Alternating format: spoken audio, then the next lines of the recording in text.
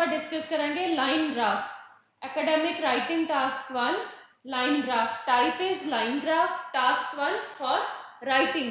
तो जिस तरह आप पहले डिस्कस किया pie chart, bar graph, diagram, process, तो उस तरह ही लाइन ग्राफ भी एक कैटेगरी है टास्क 1 की। सेम उस तरह ही time allotted for line graph is 20 minutes. इहदे विच भी तुसीं की करना है, जो मेन इनफॉर्मेशन है उन्होंने सिलेक्ट करना, रिपोर्ट करना और लिखना है। सेम उस तरह no opinion,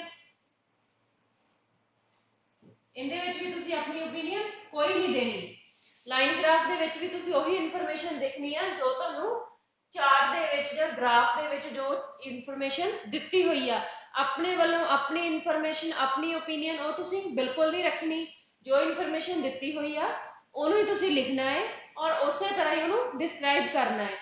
same as other categories इस तरह ही इन्हों किदां तुसीं ऑर्गेनाइज करना है। First thing is introduction, then overview, then दो बॉडी पैराग्राफ्स जिन्हों कह लो, और लास्ट देखिए कंक्लूजन तुसीं लिख भी सकते हो और नहीं भी। इस चीज़ की कोई कंपल्शन नहीं है कि कंक्लूजन तुसीं लिखनी है। कई टीचर्स की आ तुहानूं गाइड करनगे कि तुसीं कंक्लूजन लिखनी है, जो तुसीं इनफॉर्मेशन दित्ती है उहनूं तुसीं किस तरह समराइज करके एक जां दो लाइन दे विच लिखना है। बट कई टीचर कहंदे कि कंक्लूजन नहीं लिखनी। सो इस चीज़ दे विच तुसीं कंफ्यूज नहीं होना, तुसीं लिख भी सकते हो, तुसीं नहीं लिख सकते। कोई हार्ड एंड फास्ट रूल नहीं है कि कंक्लूजन तुसीं लिखनी ही लिखनी है जां तुसीं नहीं लिखनी। ये डिपेंड करता है कि ਤੁਹਾਡੀ वर्ड लिमिट है, ਤੁਹਾਡੀ वर्ड लिमिट कंप्लीट हो रही है ਜਾਂ नहीं। वर्ड लिमिट ਤੁਹਾਡੀ सेम 150 वर्ड्स ਤਾਂ ਜਿੰਦੇ ਵਿੱਚ ਤੁਸੀਂ ਅੰਡਰ वर्ड नहीं जाना। 140 ਤੋਂ 130 वर्ड्स नहीं करने। 150 ਤੋਂ ਤੁਸੀਂ 160 170 वर्ड्स तक ਤੁਸੀਂ लिख सकते हो। बट कोशिश करनी है कि इस तो बाद ਤੁਸੀਂ ना लिखो। 150 वर्ड्स किया ਤੁਹਾਨੂੰ किया उन्होंने कहा है कि मिनिमम 150 वर्ड्स ਤੁਸੀਂ लिखने हैं। So word limit is 150 words, time allotted is 20 minutes. Same बाकी जिस तरह आप डिस्कस किए उस तरह ही जो तुम लाइन ग्राफ देखना सीधा लिखना नहीं शुरू करना दिस इनफॉर्मेशन। बट उस तो बाद जो तुम इंट्रो लिख ली, ओवरव्यू लिख लिया, बट जो तुम डीपी पैराग्राफ लिखना है, बॉडी पैराग्राफ लिखना है, उदों तुहानूं पता नहीं लग रहा कि मैं स्टार्ट कित्थों करना, मैं काम की लिखा, अगे की लिखा। फिर स्टूडेंट सोचता है और क्या टाइम आपका वेस्ट करता है। सो इसलिए first thing is understand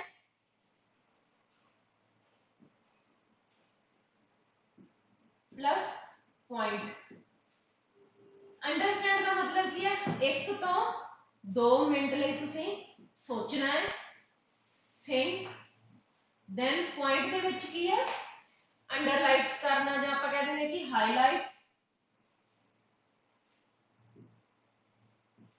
main points कि तुसीं की लिखना है, किहड़े पॉइंट्स कंसीडर करने आ, ਕਿਹੜੀਆਂ ਚੀਜ਼ਾਂ ਨੂੰ ਤੁਸੀਂ ਲਿਖਣਾ ਹੈ, ਕਿਹੜੀਆਂ ਚੀਜ਼ਾਂ ਜਿਹੜੀਆਂ ਅਨਇੰਪੋਰਟੈਂਟ ਆ ਉਹਨਾਂ ਨੂੰ ਤੁਸੀਂ ਨਹੀਂ ਲਿਖਣਾ। ਉਹ ਚੀਜ਼ਾਂ ਨੂੰ ਤੁਸੀਂ ਸਾਈਡ ਤੇ ਕਰ ਦੇਣਾ। ਮੇਨ ਜਿਹੜੇ ਪੁਆਇੰਟਸ ਆ ਉਹਨਾਂ ਦਾ ਉਹਦੇ ਪੁਆਇੰਟ ਦਿਮਾਗ ਦੇ ਵਿੱਚ ਰੱਖਣਾ ਔਰ ਉਹਦੇ ਅਕੋਰਡਿੰਗ ਕੀ ਤੁਸੀਂ ਆਪਣੀ ਰਾਈਟਿੰਗ ਸਟਾਰਟ ਕਰਨੀ ਆ।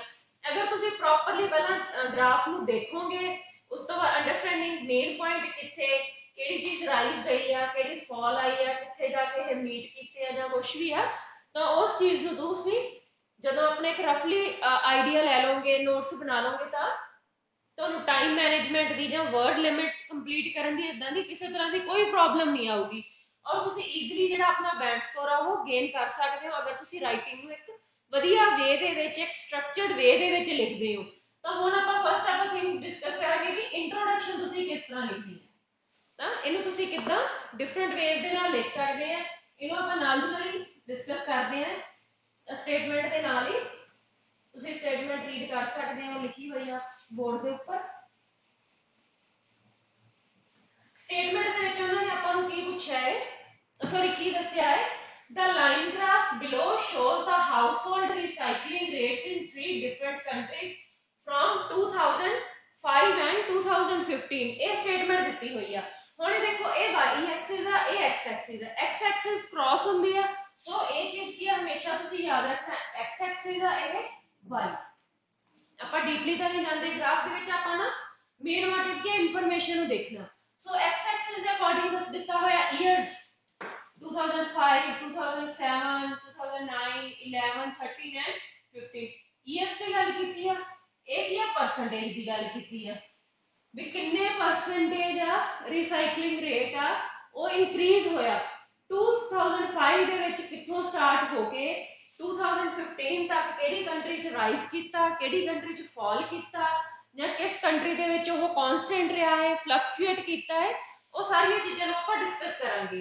ਜਿਸ ਤਰ੍ਹਾਂ ਹੁਣ ਆਪਾਂ ਇੰਟਰੋਡਕਸ਼ਨ ਦੇ ਵਿੱਚ ਕੀ ਲਿਖਾਂਗੇ ਮੈਂ ਤੁਹਾਨੂੰ ਪਹਿਲਾਂ ਵੀ ਕਿਹਾ ਸੀ ਕਿ ਜਿਹੜੀ ਇਹ ਸਟੇਟਮੈਂਟ ਆ ਇਹਨੂੰ ਰਿਪੀਟ ਨਹੀਂ ਕਰਨਾ ਉਹਦੇ ਵਿੱਚ ਅਗਾ ਸਿਨੋਨਿਮਸ ਯੂਜ਼ ਕਰਨੇ ਆ। ਹੁਣ ਮੈਂ ਲਿਖੂੰਗੀ ਦਾ ਲਾਈਨ ਗ੍ਰਾਫ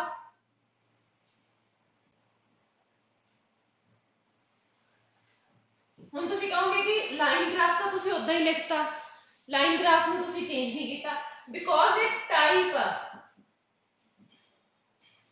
ਆਫ ਗ੍ਰਾਫ ਆ ਜਿਹੜੀ ਟਾਈਪ ਆ ਉਸ ਚੀਜ਼ ਨੂੰ ਆਪਾਂ ਨਹੀਂ ਚੇਂਜ ਕਰਨਾ। ਇਹ ਨਹੀਂ ਹੈ ਕਿ ਤੁਸੀਂ ਇੱਥੇ ਬਾਰ ਗ੍ਰਾਫ ਲਿਖ ਦੋਗੇ ਜਾਂ ਚਾਰਟ ਲਿਖ ਦੋ ਕੁਝ ਨਹੀਂ। हाँ अगर इतने लाइन ना लिखा होगा द ग्राफ बिलो शोस तो आपा किया तावी लिखना see the line graph type of graph अपना लिखनी है।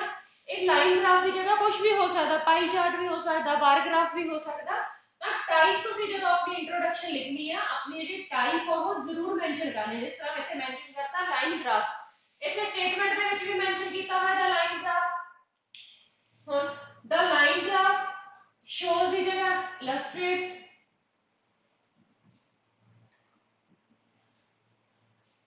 ठीक है illustrates the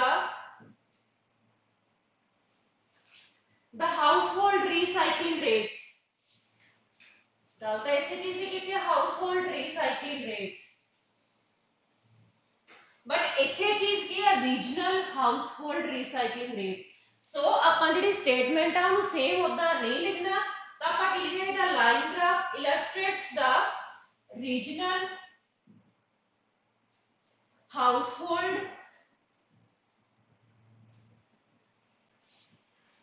recycling rates in 3 different countries in इतने गल की है 3 different countries तो यदि जगह आप लिख देंगे in 3 countries आप 3 different countries ही लिखते हैं सेम रेपिटेशन होगी तो उसकी जगह आप लिख देंगे the UK, France and Germany from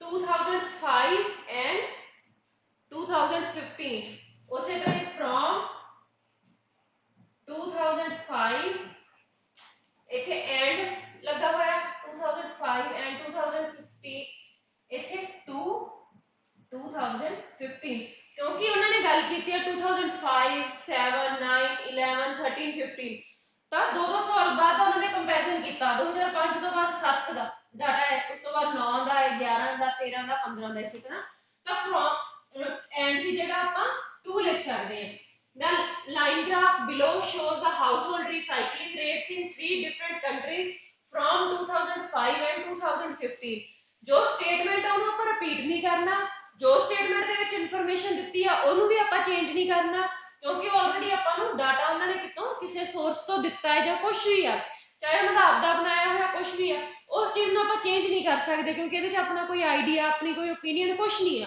ਤਾਂ ਉਸੇ ਚੀਜ਼ ਨੂੰ ਮੋਲਡ ਕਰਕੇ ਚੇਂਜ ਕਰਕੇ ਇਫੈਕਟਿਵ ਵੇ ਦੇ ਵਿੱਚ ਕਿੱਦਾਂ ਲਿਖਣਾ ਕਿ ਉਹ ਇਸ ਤਰ੍ਹਾਂ ਵੀ ਨਾ ਲੱਗੇ ਕਿ ਇਸੇ ਚੀਜ਼ ਨੂੰ ਕਾਪੀ ਕੀਤਾ ਜਾਂ ਇਹਨੂੰ ਰਿਪੀਟ ਕੀਤਾ ਹੋਇਆ ਹੈ ਤਾਂ ਉਸ ਚੀਜ਼ ਨੂੰ ਚੇਂਜ ਕਰਕੇ ਆਪਾਂ ਕਿੱਦਾਂ ਲਿਖਤਾ The line graph illustrates the regional household recycling rates in the UK, France and Germany from 2005 to 15 ਹੁਣ ਇੱਥੇ show type तो उसी तरह ही आ गई shows की जगह आप word use करता illustrates the household recycling rates की जगह आप करता the regional household recycling rates in 3 different countries की जगह आप countries के name mention करते टाइम पीरियड फ्रॉम 2005 एंड 15 की जगह अपन 2005 टू 2015 करता इंफॉर्मेशन सेम आ बट कि उन पर लिखन दा वे अपन नु मोल्ड करके चेंज करके लिखता जद कि जो डाटा है ओदे विच कोई चेंज नहीं आई सेम वही चीज अपन नु शो कर रहा तो ਇਹ ਸੀ ਇੰਟਰੋਡਕਸ਼ਨ ਦੀ ਗੱਲ। ਇੰਟਰੋਡਕਸ਼ਨ ਆਪਾਂ ਕੀ ਹੈ, ਇੱਕ ਲਾਈਨ ਦੇ ਵਿੱਚ, ਇੱਕ ਤੋਂ ਦੋ ਲਾਈਨ ਦੇ ਵਿੱਚ ਲਿਖ ਸਕਦੇ ਹਾਂ। ਹੁਣ ਆਪਾਂ ਅੱਗੇ ਡਿਸਕਸ ਕਰਾਂਗੇ ਓਵਰਵਿਊ। ਹੁਣ ਆਪਾਂ ਗੱਲ ਕਰਾਂਗੇ ਓਵਰਵਿਊ। ਜਦੋਂ ਤੁਸੀਂ ਓਵਰਵਿਊ ਲਿਖਣਾ ਤਾਂ ਓਵਰਵਿਊ ਦੇ ਵਿੱਚ ਤੁਸੀਂ ਕਿਹੜੇ ਪੁਆਇੰਟਸ ਆ ਉਹਨਾਂ ਨੂੰ ਕੰਸੀਡਰ ਕਰਨਾ ਹੈ ਜਾਂ ਕੀ ਤੁਸੀਂ ਉਹਦੇ ਵਿੱਚ ਕੰਸੀਡਰ ਨਹੀਂ ਕਰਨਾ, ਉਹ ਚੀਜ਼ਾਂ ਤੁਸੀਂ ਦੇਖਣੀਆਂ ਹੈ ਜਦੋਂ ਤੁਸੀਂ ਓਵਰਵਿਊ ਲਿਖਣਾ। ਇੰਟਰੋਡਕਸ਼ਨ ਦੇ ਵਿੱਚ ਤਾਂ ਆਪਾਂ ਪੂਰੀ ਗੱਲ ਲਿਖਤੀ ਆ ਕਿ ਜੋ ਸਟੇਟਮੈਂਟ ਦੇ ਵਿੱਚ ਦਿੱਤਾ ਸੀ ਉਸੇ ਚੀਜ਼ ਨੂੰ ਮੋਲਡ ਕਰਕੇ ਲਿਖਤਾ ਕਿ ਇਹਦੇ ਵਿੱਚ ਇਹਨਾਂ ਚੀਜ਼ਾਂ ਦੀ ਗੱਲ ਕੀਤੀ ਆ। ਹੁਣ ਜਦੋਂ ਕਿ ਓਵਰਵਿਊ ਲਿਖਣਾ, ਓਵਰਵਿਊ ਦੇ ਵਿੱਚ ਕੱਲੀ ਕੀ ਇਨਫੋਰਮੇਸ਼ਨ ਲਿਖਣੀ ਆ। ਕੀ ਇਨਫੋਰਮੇਸ਼ਨ ਦੇ ਵਿੱਚ ਕੀ ਆ, ਗ੍ਰਾਫ ਨੂੰ ਦੇਖ ਕੇ ਆਪਾਂ ਨੂੰ ਪਤਾ ਚੱਲ ਰਿਹਾ ਕਿ ਜਿਹੜਾ ਯੂਕੇ ਔਰ ਜਰਮਨੀ ਦਾ ਟ੍ਰੈਂਡ ਆ ਉਹ ਕੰਟੀਨਿਊਸਲੀ ਸਟੈਡਲੀ ਆਪਾਂ ਕਹ ਲਈਏ ਕਿ ਇਨਕਰੀਜ਼ ਕਰ ਰਿਹਾ। ਜਰਮਨੀ ਇਨਕਰੀਜ਼ ਕਰ ਰਿਹਾ, यूके इंक्रीज किया, फिर कांस्टेंट आ गया, फिर एकदम इंक्रीज करके फिर कांस्टेंट हो गया। तो जबकि फ्रांस ने किया 50 नियर अबाउट 50% तो ये कोई 2013 तक 20 अप्रोक्सीमेट 20% तक आ गया और 20% तो फिर वो दोबारा राइज किया। तो इस इंफॉर्मेशन दे विच की आ ਜਿਹੜੇ ਹਾਊਸਹੋਲਡ ਰੀਸਾਈਕਲਿੰਗ ਰੇਟਸ ਆ ਜਰਮਨੀ ਤੇ ਯੂਕੇ ਦੇ ਵਿੱਚ ਹਮੇਸ਼ਾ ਅਪਵਰਡ ਹੀ ਰਹੇ ਆ, ਜਦਕਿ ਫਰਾਂਸ ਦੇ ਵਿੱਚ ਉਹ ਚੀਜ਼ ਡਾਊਨਵਰਡ ਦੇ ਵਿੱਚ ਆ ਕੇ ਫਿਰ ਅਪਵਰਡ ਚਲੀ ਗਈ ਆ। ਤਾਂ ਇਹ ਜਿਹੜੇ ਕੀ ਪੁਆਇੰਟਸ ਆ, ਕੋਈ ਚੀਜ਼ ਰਾਈਜ਼ ਹੋਈ ਆ, ਕੋਈ ਫਾਲ ਕੀਤੀ ਆ, ਜਾਂ ਕੋਈ ਕਾਂਸਟੈਂਟ ਰਹੀ ਆ, ਜਾਂ ਸੇਮ ਰਹੀ ਆ, ਜਾਂ ਕੁਝ ਵੀ ਰਹੀ ਆ, ਉਹ ਜਿਹੜੇ ਕੀ ਪੁਆਇੰਟਸ ਤੇ ਕੀ ਫੈਕਟਰਸ ਆ ਉਹ ਤੁਸੀਂ ਵਿੱਚੋਂ ਚੁੱਕ ਲੈਣੇ ਆ ਜਾਂ ਉਹਨਾਂ ਨੂੰ ਸਾਈਡ ਤੇ ਲਿਖ ਲੈਣਾ। ਇਹਦੇ ਵਿੱਚ ਜਦੋਂ ਤੁਸੀਂ ਓਵਰਵਿਊ ਲਿਖਣਾ, ਨੋ ਡੇਟਸ, ਨੋ ਨੰਬਰਸ, ਨੋ ਪਰਸੈਂਟੇਜ।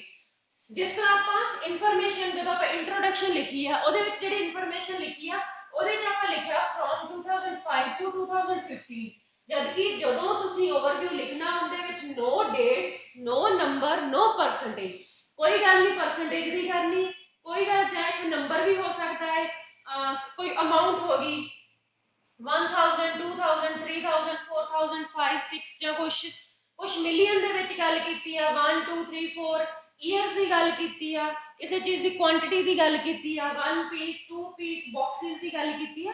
तो इस तरह no dates, no number, no percentage. Overview दे विच कुछ भी नहीं आपां लिखना। हुण जिस तरह एग्जांपल के तौर पे ओवरव्यू दे विच तुसीं की लिख सकदे हो, the recycling rates of the UK and Germany. UK and Germany same trend follow कर रहे हैं, दोनों राइज आ। फ्रांस की है डाउनवर्ड ट्रेंड आ, तो ऑपोजिट आ, उस चीज को आपां इदां ले लिया। The recycling rates of the UK and Germany showed a steady मतलब क्यों increase हो रहा, but quickly नहीं हो रहा, एकदम नहीं हो गया, fluctuate हो गया, एकदम rise हो गया, but इनके विच की हौली हौली increase हो रहा with period of time। 2005 ਤੋਂ ਲੈ ਕੇ 15 तक हौली हौली rise किया है। एक 30 near about 30% ਤੋਂ ਲੈ के 32 approximate 32% का लेस किया है, approximately near about 40% 42% 40 to 42 बस इतना की किया। सो ता इस चीज की है steady but significant rise over the period। Period दे विच कोई आपा ईयर नहीं मेंशन करना, इंट्रोडक्शन दे विच 2005 to 2015 कीता, ए च कोई किसी ईयर दा आपा मेंशन नहीं करना। So over the period of time ਤਾਂ ਕੁਝ ਵੀ ਇੱਥੇ ਮੈਂਸ਼ਨ ਨਹੀਂ ਕੀਤਾ, ਇੱਕ ਪਾਰਟਿਕੂਲਰ ਟਾਈਮ ਪੀਰੀਅਡ ਦੇ ਵਿੱਚ ਹੋਇਆ। ਵਾਈਲ ਇੱਥੇ ਕੀ ਆ, ਹੁਣ ਜਦੋਂ ਆਪਾਂ ਸੈਕੰਡ ਟ੍ਰੈਂਡ ਦੀ ਗੱਲ ਕਰਦੇ ਆ ਤਾਂ ਉਹਨਾਂ ਨੂੰ ਕਿੱਦਾਂ ਅਟੈਚ ਕਰਨਾ, ਉਹਦੇ ਵਿੱਚ ਜੋ ਕੰਜੂਗੇਸ਼ਨ ਆਉਣਾ ਉਹ while the percentage of recycled waste in France, ਉਹਦੇ ਵਿੱਚ ਇਹਨਾਂ ਦੇ ਵਿੱਚ ਸਟੈਡੀ ਰਾਈਜ਼ ਹੋਇਆ, ਇਹਦੇ ਵਿੱਚ ਪਹਿਲਾਂ ਡਾਊਨਵਰਡ ਆਇਆ ਫਿਰ ਅਪਵਰਡ ਗਿਆ। The percentage of recycled waste in France experienced a downward trend. ਤਾਂ ਉਸ ਟਾਈਮ ਪੀਰੀਅਡ ਦੇ ਵਿੱਚ ਜਦੋਂ ਇਹ ਦੋਨੋਂ ਰਾਈਜ਼ ਹੋਇਆ ਤਾਂ ਇਹਨੇ ਫਾਲ ਟ੍ਰੈਂਡ ਨੂੰ ਫੋਲੋ ਕੀਤਾ। ਸੋ ਇਸ ਤਰ੍ਹਾਂ ਤੁਸੀਂ ਓਵਰਵਿਊ ਲਿਖਣਾ ਦਾ recycling rates of the UK and Germany showed a steady but significant rise over the period, while the percentage of recycled waste in France experienced a downward trend। while word ਆਪਾਂ ਤਾਂ ਕੀਤਾ ਕਿਉਂਕਿ ਇੱਥੇ ਆਪਾਂ ਜਿਹੜੇ ਦੋ trends ਆ upward rise ਔਰ ਜਿਹੜਾ ਡਾਊਨਵਰਡ ਟ੍ਰੈਂਡ ਆ ਉਹਨਾਂ ਦੋਨਾਂ ਨੂੰ ਕੰਪੇਅਰ ਕੀਤਾ, ਉਹਨਾਂ ਦੀ ਜਿਹੜੀ ਇਨਫੋਰਮੇਸ਼ਨ ਆ ਉਸ ਚੀਜ਼ ਨੂੰ ਆਪਾਂ ਮੈਂਸ਼ਨ ਕੀਤਾ ਹੈ। ਠੀਕ ਹੈ, ਇਹ ਕੀ ਹੈ, ਇਹਨਾਂ ਦਾ ਜਦੋਂ ਕੰਟਰਾਸਟ ਹੋ ਗਿਆ ਤਾਂ ਉਸ ਚੀਜ਼ ਨੂੰ ਆਪਾਂ ਇੱਥੇ ਵਾਈਲ ਵਰਡ ਯੂਜ਼ ਕਰ ਲਿਆ। ਤਾਂ ਹੁਣ ਅੱਗੇ ਇਹ ਤਾਂ ਸੀ ਓਵਰਵਿਊ, ਇੰਟਰੋਡਕਸ਼ਨ ਪਲੱਸ ਓਵਰਵਿਊ। ਤਾਂ ਇਦਾਂ ਵੀ ਤੁਸੀਂ ਇਹਨਾਂ ਨੂੰ ਕੰਬਾਈਨ ਇੱਕੋ ਪੈਰਾਗ੍ਰਾਫ ਦੇ ਵਿੱਚ ਵੀ ਲਿਖ ਸਕਦੇ ਹੋ ਔਰ ਦੋਨੋਂ ਅਲੱਗ-ਅਲੱਗ ਪੈਰਾਗ੍ਰਾਫ ਦੇ ਵਿੱਚ ਵੀ, ਕਿਉਂਕਿ ਇਹ ਦੋਨੋਂ ਆਪਣੀ ਆਪਣੀ ਇਨਫੋਰਮੇਸ਼ਨ ਸ਼ੋ ਕਰਦੇ ਆ। ਨੈਕਸਟ ਥਿੰਗ ਅੱਗੇ ਜਿਹੜੇ ਤੁਸੀਂ ਡਿਟੇਲਡ ਪੈਰਾਗ੍ਰਾਫ ਲਿਖਣੇ ਆ, ਇਨਫੋਰਮੇਸ਼ਨ ਜਿਹੜੀ ਡਿਟੇਲ ਲਿਖਣੀ ਆ, ਜਿਹਨੇ ਕਿ ਤੁਹਾਡਾ ਬਾਅਦ ਵਾਲੀ ਜਿਹੜੀ ਮੈਕਸਿਮਮ ਵਰਡ ਲਿਮਿਟ ਆ ਕੰਪਲੀਟ ਕਰਨੀ ਆ, ਉਹ ਅੱਗੇ ਬੋਡੀ ਪੈਰਾਗ੍ਰਾਫਸ ਆ ਗਏ। ਬੋਡੀ ਪੈਰਾਗ੍ਰਾਫਸ ਨੂੰ ਵੀ ਤੁਸੀਂ ਦੋ ਤਰ੍ਹਾਂ ਨਾਲ ਲਿਖ ਸਕਦੇ ਹੋ।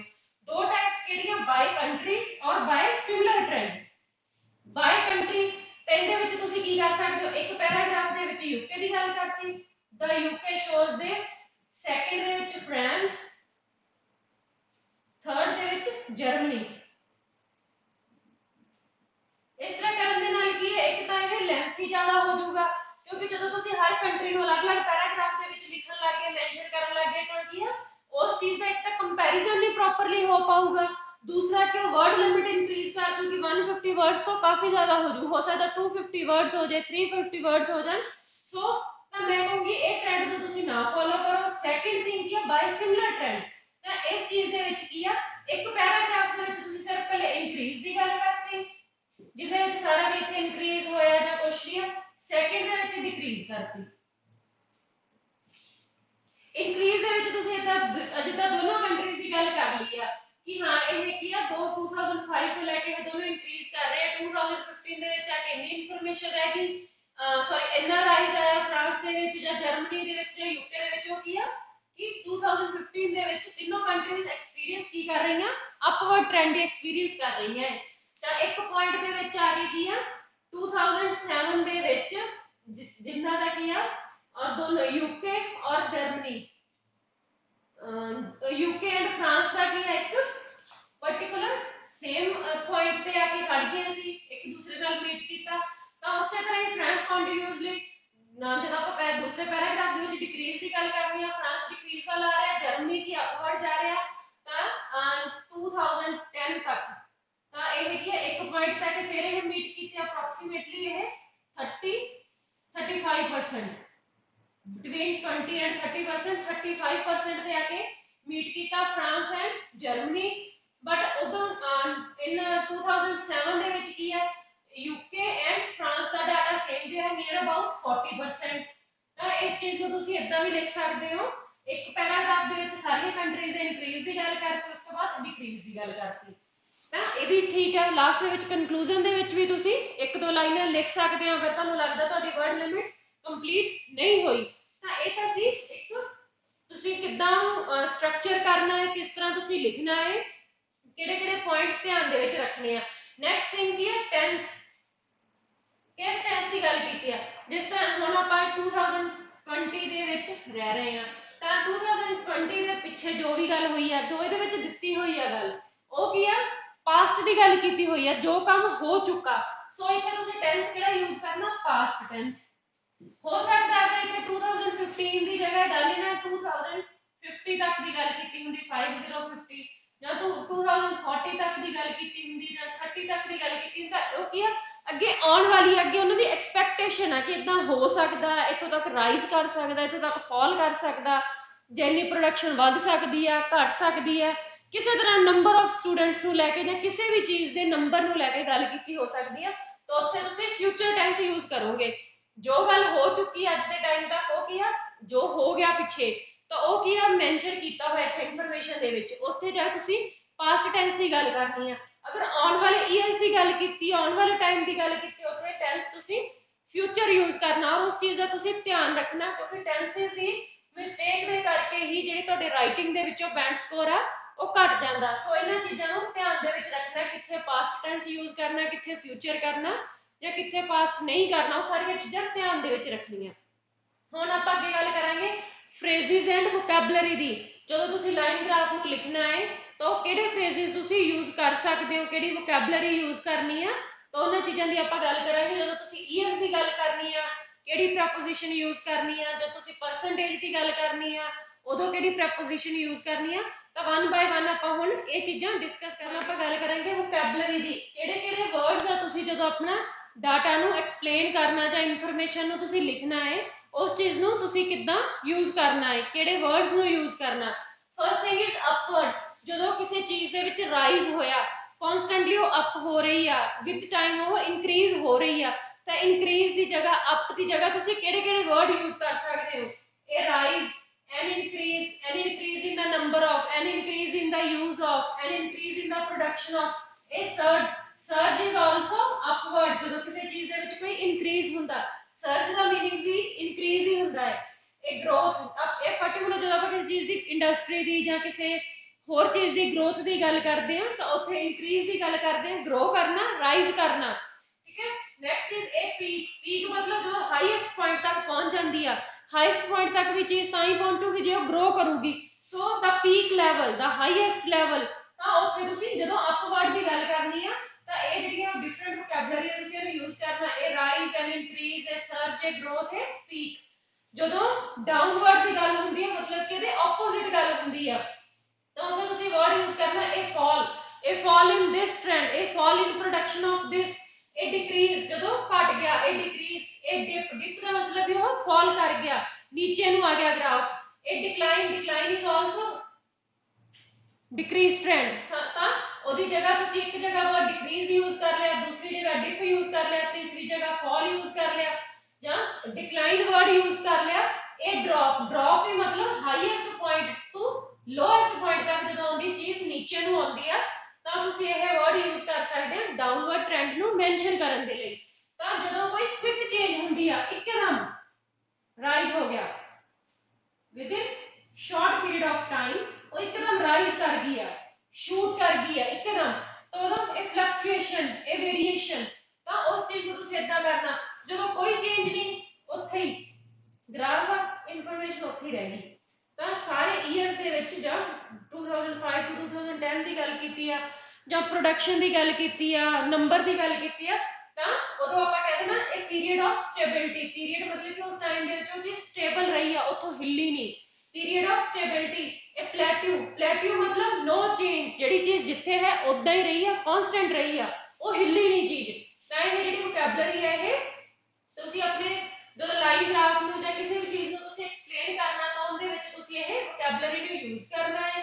ਇੱਕ ਵਰਡ ਦੇ ਪਿੱਛੇ ਨਹੀਂ ਕਰਨਾ, ਤੁਸੀਂ ਉਸੇ ਚੀਜ਼ ਨੂੰ ਰਿਪੀਟ ਨਹੀਂ ਕਰਨਾ, ਐਨ ਇਨਕਰੀਜ਼, ਐਨ ਇਨਕਰੀਜ਼, ਐਨ ਡਿਕਰੀਜ਼, ਡਿਕਰੀਜ਼।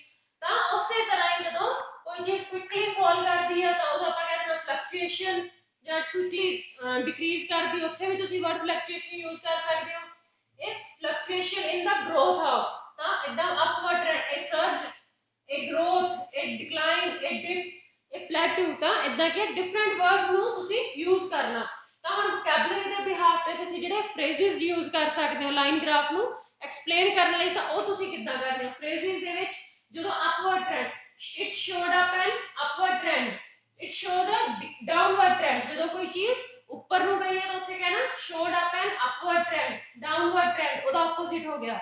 ਹਾਈ, ਹਿੱਟ ਦਾ ਹਾਈਐਸਟ ਪੁਆਇੰਟ, ਗ੍ਰਾਫ ਦੇ ਵਿੱਚ ਕੋਈ ਚੀਜ਼ ਇੱਥੋਂ ਤੱਕ ਹਾਈਐਸਟ ਪੁਆਇੰਟ ਆ, ਜਦੋਂ ਉਹ ਚੀਜ਼ ਉੱਥੇ ਜਾ ਕੇ ਫਿਰ ਜਾਂਦੀ ਆ ਇਟ ਮੀਨਸ ਕਿ ਉਹ ਚੀਜ਼ ਨੇ ਹਾਈਐਸਟ ਪੁਆਇੰਟ ਨੂੰ ਹਿੱਟ ਕੀਤਾ। ਤਾਂ ਇੱਥੇ ਜਦੋਂ ਦੁਬਾਰਾ ਉਹ ਨੀਚੇ ਆ ਗਈ ਤਾਂ ਹਿੱਟ ਦਾ ਲੋਐਸਟ ਪੁਆਇੰਟ, ਹਿੱਟ ਦਾ ਹਾਈਐਸਟ ਪੁਆਇੰਟ ਜਦੋਂ ਅਪ ਗਈ ਚੀਜ਼, ਹਿੱਟ ਦਾ ਲੋਐਸਟ ਪੁਆਇੰਟ ਜਦੋਂ ਨੀਚੇ ਆ ਗਈ, ਜਿਹੜਾ ਬਿਲਕੁਲ ਨੀਚੇ ਵਾਲਾ ਬੇਸਿਕ ਲੈਵਲ ਆ ਗਿਆ। ਜਦੋਂ ਸਟੇਬਲ ਰਿਹਾ, ਨੋ ਚੇਂजेस, ਕੋਈ ਚੇਂਜ ਨਹੀਂ ਹੈਗੀ, ਉਦੋਂ it remained stable, it remained static, it remained unchanged for 2005 to 2010, it remained unchanged from 1 kg to 1 kg from this year to this। production ਜਿਹੜੀ ਆ ਉਹ unchanged ਰਹੀ ਆ, stable ਰਹੀ ਆ, stayed constant ਮਤਲਬ ਕਿ ਉਹ ਚੀਜ਼ ਉਨੀ ਹੀ ਰਹੀ ਜਿੰਨੀ ਉਹ ਸਟਾਰਟਿੰਗ ਦੇ ਵਿੱਚ ਸੀ, ਕੋਈ ਉਹਦੇ ਨੰਬਰ ਦੇ ਵਿੱਚ ਜਾਂ ਕੁਆਂਟੀਟੀ ਦੇ ਵਿੱਚ ਜਾਂ ਗਰੋਥ ਦੇ ਵਿੱਚ ਕੋਈ ਚੇਂਜ ਨਹੀਂ ਆਈ, ਉਨੀ ਹੀ ਰਹੀ ਆ। ਤੇ ਦੂਸਰੀ ਗੱਲ ਜਦੋਂ ਕੁਇਕ ਚੇਂजेस ਹੋਈਆਂ ਤਾਂ ਉਦੋਂ ਆਪਾਂ ਕਰ ਲੈਣਾ compared to, compared with, relative to, ਦੋ ਚੀਜ਼ਾਂ ਨੂੰ ਜਦੋਂ ਕੰਪੇਅਰ ਕਰਨਾ, ਜਿਸ ਤਰ੍ਹਾਂ ਪਹਿਲਾਂ ਵਾਲੇ ਗ੍ਰਾਫ ਦੇ ਵਿੱਚ ਆਪਾਂ ਕੀਤਾ ਸੀ ਕੰਪੈਰੀਜ਼ਨ ਹੋ ਗਿਆ ਸੀ, ਤਿੰਨ ਕੰਟਰੀ ਸੀ ਤਾਂ compare to this country, compare to France, UK has highest recycled household recycles, then compared to Germany, UK has highest recycling rate। ਤਾਂ ਜਦੋਂ ਆਪਾਂ ਕੰਪੇਅਰ ਕਰਨਾ ਉੱਥੇ ਕਿਸੇ ਚੀਜ਼ ਨੂੰ ਉੱਥੇ ਆਪਾਂ ਵਰਡ ਯੂਜ਼ ਕਰਨਾ compare to, compared with, relative to. ਤਾਂ ਇਹਨਾਂ ਜਿਹੜੇ ਫਰੇਜ਼ਸ ਨੂੰ ਤੁਸੀਂ ਲਾਈਨ ਗ੍ਰਾਫ ਦੇ ਵਿੱਚ ਤੁਸੀਂ ਯੂਜ਼ ਕਰਦੇ ਹੋ ਤਾਂ ਇਹ ਚੀਜ਼ਾਂ ਕੀ ਆ ਤੁਹਾਡੇ ਲਈ ਬੈਨੀਫੀਸ਼ੀਅਲ ਹੋਣਗੀਆਂ, ਤੁਹਾਡਾ ਬੈਂਡ ਸਕੋਰ ਇੰਪਰੂਵ ਵੀ ਕਰਨਗੀਆਂ, ਤੁਹਾਡੀ ਰਾਈਟਿੰਗ ਨੂੰ ਇਫੈਕਟਿਵ ਬਣਾਉਣਗੀਆਂ। ਹੁਣ ਆਪਾਂ ਅੱਗੇ ਡਿਸਕਸ ਕਰਾਂਗੇ ਪ੍ਰੈਪੋਜੀਸ਼ਨਸ। ਜਦ ਤੁਸੀਂ ਨੰਬਰ ਨੂੰ ਕਿਸੇ ਨੂੰ ਡਿਸਕ੍ਰਾਈਬ ਕਰਨਾ ਉਦੋਂ ਕਿਹੜੀ ਪ੍ਰੈਪੋਜੀਸ਼ਨ ਯੂਜ਼ ਕਰਨੀ ਹੈ, ਜਦ ਤੁਸੀਂ ਟਾਈਮ ਦੀ ਗੱਲ ਕਰਨੀ ਹੈ ਉਦੋਂ ਕਿਹੜੀ ਪ੍ਰੈਪੋਜੀਸ਼ਨ ਤੁਸੀਂ ਯੂਜ਼ ਕਰਨੀ ਆ। ਤਾਂ 1 ਬਾय 1 ਆਪਾਂ ਉਹਨਾਂ ਨੂੰ ਡਿਸਕਸ ਕਰਾਂਗੇ। ਹੁਣ ਆਪਾਂ ਗੱਲ ਕਰਾਂਗੇ ਪ੍ਰੈਪੋਜੀਸ਼ਨਸ ਦੀ। ਜਦੋਂ ਤੁਸੀਂ ਟਾਈਮ ਦੀ ਗੱਲ ਕਰਨੀ ਆ, ਡੇਟਸ ਦੀ ਗੱਲ ਕਰਨੀ ਆ, ਉਦੋਂ ਤੁਸੀਂ ਕਿਹੜੀਆਂ ਪ੍ਰੈਪੋਜੀਸ਼ਨਸ ਦੀ ਯੂਜ਼ ਕਰਨੀ ਆ। ਜਦੋਂ ਤੁਸੀਂ ਨੰਬਰਸ ਦੀ ਗੱਲ ਕਰਨੀ ਆ ਉਦੋਂ ਤੁਸੀਂ ਕਿਹੜੀਆਂ ਪ੍ਰੈਪੋਜੀਸ਼ਨਸ ਯੂਜ਼ ਕਰਨੀ ਆ। ਫॉर एग्जांपल ਕਿਸੇ ਮੰਥ ਦੀ ਗੱਲ ਕਰਦੇ ਹੋ, ਕਿਸੇ ਪਾਰਟਿਕੂਲਰ ਮੰਥ ਦਾ ਉਹਨਾਂ ਨੇ ਡਾਟਾ ਦਿੱਤਾ, rise in temperature from March to September, then ਉਦੋਂ ਆਪਾਂ ਜਦੋਂ ਕਿਸੇ ਪਾਰਟਿਕੂਲਰ ਮੰਥ ਦੀ ਗੱਲ ਕਰਨੀ ਹੈ, in the month of July temperature is highest ਜਾਂ ਕੁਝ ਵੀ ਆਪਾਂ ਇਦਾਂ ਗੱਲ ਕਰਨੀ ਆ, ਤਾਂ ਜਦੋਂ ਮੰਥ ਦੀ ਗੱਲ ਕਰਨੀ ਹੈ ਨਾਲ ਉਦੋਂ ਤੁਸੀਂ ਪ੍ਰੈਪੋਜੀਸ਼ਨ ਯੂਜ਼ ਕਰਨੀ ਹੈ ਇਨ। ਜਦੋਂ ਜਿਸ ਤਰ੍ਹਾਂ ਹੁਣ ਆਪਾਂ ਈਅਰ ਦੀ ਗੱਲ ਕੀਤੀ ਸੀ ਫਰੋਮ 2005 ਟੂ 2015, ਤਾਂ ਇੱਥੇ ਜਦੋਂ ਤੁਸੀਂ ਈਅਰ ਦੀ ਗੱਲ ਕਰਨੀ ਹੈ ਉਦੋਂ ਵੀ ਤੁਸੀਂ ਇਨ ਵਰਡ ਯੂਜ਼ ਕਰਨਾ, ਇਨ 2005, ਇਨ 2010, in 1990, in 1987 ਜਾਂ ਕੁਝ ਵੀ ਆ ਪਾਰਟਿਕੂਲਰ ਈਅਰ ਦੀ ਗੱਲ ਕਰਨੀ ਹੈ ਉਦੋਂ in ਦਾ ਯੂਜ਼ ਕਰਨਾ ਹੈ। ਜਦੋਂ ਦੋ ਈਅਰਸ ਦਾ ਕੰਪੈਰੀਜ਼ਨ ਕਰਨਾ ਹੈ from 2005 to 2015, ਜਦੋਂ 2 ਸਾਲਾਂ ਤੱਕ ਜਿੱਦਾਂ ਆਪਾਂ ਗੱਲ ਕੀਤੀ ਸੀ 2005 to 2015 ਦੀ ਗੱਲ ਕੀਤੀ ਸੀ, ਉੱਥੇ from ਜਿੱਥੋਂ ਸਟਾਰਟਿੰਗ ਹੋਈ ਆ to ਜਿੱਥੇ ਐਂਡ ਹੋਇਆ, from 1981 to 1988, from this year to this year, ਉੱਥੇ from to, ਜਦੋਂ 2 ਇਅਰਸ ਨੂੰ ਤੁਸੀਂ ਗੱਲ ਲਿਖਣਾ ਹੈ। ਜਦੋਂ ਇੱਕ ਹੀ ਗੱਲ ਕੀਤੀ ਆ ਕਿ ਇਸ ਈਅਰ ਤੱਕ ਇਹ ਚੀਜ਼ ਕੰਪਲੀਟ ਹੋ ਗਈ ਬਾਈ 2000, ਬਾਈ 2030, ਬਾਈ 2022, ਤਾਂ ਇਸ ਚੀਜ਼ ਬਾਈ ਜਦੋਂ ਇਸ ਈਅਰ ਤੱਕ ਗੱਲ ਕਰਦੀ ਆ, ਇਹ highest rise in this thing by 2000, ਅੱਗੇ ਜਿਹੜਾ ਈਅਰ ਆ ਜਾਊਗਾ ਜੋ ਵੀ ਮੈਂਸ਼ਨ ਕੀਤਾ ਉਸ ਚੀਜ਼ ਦੀ ਗੱਲ। ਜਦੋਂ ਅੱਗੇ ਫਿਰ 2 ਈਅਰ ਦੀ ਗੱਲ ਕੀ ਬਿਟਵੀਨ 1960 ਐਂਡ 1970, ਜਦੋਂ ਉਹਨਾਂ ਦੋਨਾਂ ਦੇ ਵਿਚਕਾਰ ਦੀ ਗੱਲ ਕਰਨੀ ਆਪਾਂ between rise in this thing from, ਇਹ ਪੀਰੀਅਡ ਦੀ ਗੱਲ ਕਰ ਸਕਦੇ ਹਾਂ from 2005 to 2015, between this year to this year, between and, ਜਦੋਂ 2 ਈਅਰ ਦੀ ਗੱਲ ਕਰਨੀ ਹੈ ਕੰਪੈਰੀਜ਼ਨ ਦੀ ਇਨਫੋਰਮੇਸ਼ਨ ਦੀ ਗੱਲ ਕਰਨੀ ਹੈ ਉੱਥੇ ਫਰੋਮ ਟੂ ਆ ਜਾਣਾ, ਜਾਂ ਤੁਸੀਂ ਗੱਲ ਕਰਨੀ ਹੈ between this year and this year, 2 ਸਾਲਾਂ ਦੀ ਗੱਲ ਹੋਗੀ। ਜਦੋਂ ਕਿਸੇ ਇੱਕ ਪਾਰਟਿਕੂਲਰ ਟਾਈਮ ਪੀਰੀਅਡ ਦੀ ਗੱਲ ਕਰਦੇ ਆ over a 10 year period, over a time period, over a 20 year period, over a 30 year period, over a 5 year, ਠੀਕ ਹੈ, over a period of 5 years, over a period of this, ਜਿੰਨੇ ਵੀ ਉਹਨਾਂ ਨੇ ਗੱਲ ਕੀਤੀ ਹੈ ਡਿਊਰੇਸ਼ਨ। ਜਦੋਂ ਡੇਟਸ ਦੀ ਗੱਲ ਕਰਨੀ ਆ in, from, by, and, between, over, ਤਾਂ ਇਹਨਾਂ ਚੀਜ਼ਾਂ ਦੀ ਯੂਜ਼ ਕਰਨੀ ਆ।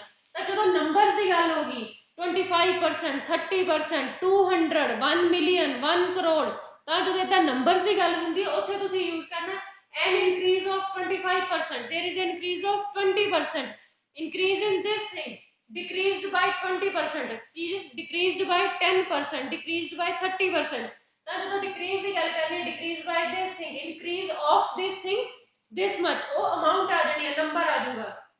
ਤਾਂ ਜਿਸ ਤਰ੍ਹਾਂ ਟੈਂਪਰੇਚਰ ਦੀ ਗੱਲ ਕੀਤੀ ਹੈ ਜਾਂ ਕਿਸੇ ਹੋਰ ਚੀਜ਼ ਦੀ ਗੱਲ ਕੀਤੀ production the, fell from the production of computer fell from 200 in July to 115 August, 200 computer ਜੁਲਾਈ ਦੇ ਵਿੱਚ ਬਣਦੇ ਸੀ ਜਿਹੜੇ ਕਿ ਅਗਸਤ ਦੇ ਵਿੱਚ ਜਾ ਕੇ 150 ਰਹਿ ਗਿਆ।